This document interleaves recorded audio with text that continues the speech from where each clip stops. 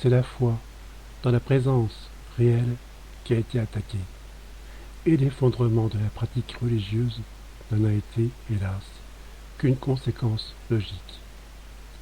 On reçoit l'hostie sur la langue, et pas en état de péché mortel. C'est Jésus qui est là.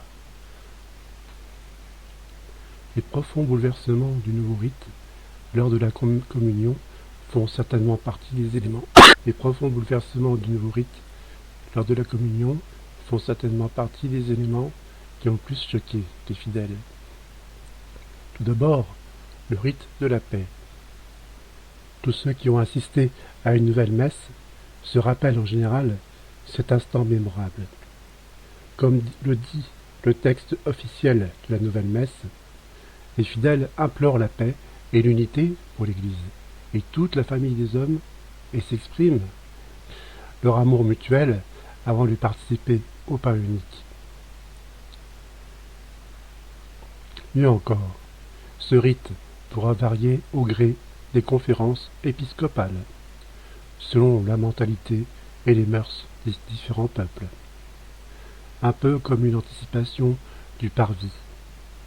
On assiste alors, ici, à des poignées de main chaleureuses, des embrassades, des grands sourires, autant de gestes qui ne favorisent pas tellement le recueillement, mais qui dissipent plutôt l'esprit quelques instants avant de communier. Dans le rite traditionnel, le rite de la paix est donné seulement lors de la messe solennelle entre les membres du clergé, avec une attitude sobre et digne. La communion du côté du prêtre. Ici, il faut mentionner la forte réduction des prières de préparation à la communion. Dans le rite traditionnel, le prêtre récite 3 prières avant de communier. Dans le nouveau rite, l'une des 3 a été supprimée, et le prêtre récite au choix l'une des 2 restantes. Par ailleurs, on est frappé de l'attitude du prêtre et les éventuels concélébrants d'autres prêtres, après avoir communié. Il distribue la communion aux fidèles ou bien se retire à son siège.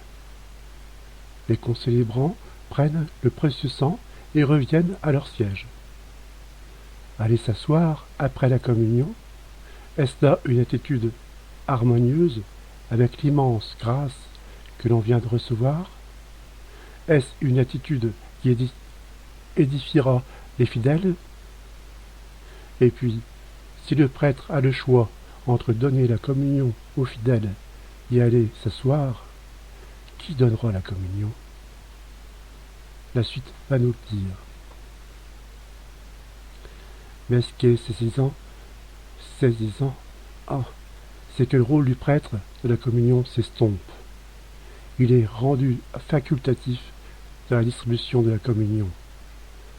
Cela passe dans le sens de l'égalité des membres du peuple de Dieu, au sein duquel tous sont prêtres, d'après le Concile Vatican II. Dans la doctrine traditionnelle, au contraire, le prêtre est absolument irremplaçable pour réaliser le sacrement d'Eucharistie, et seul un diacre peut lui venir en aide pour une raison sérieuse, dans la distribution de la communion. Les mains du prêtre ne sont-elles pas consacrées par l'évêque, afin que tout ce qu'elles béniront soit béni, et que tout ce qu'elles consacreront soit consacré et sanctifié, au nom de notre Seigneur Jésus-Christ? C'est Jésus qui choisit les prêtres,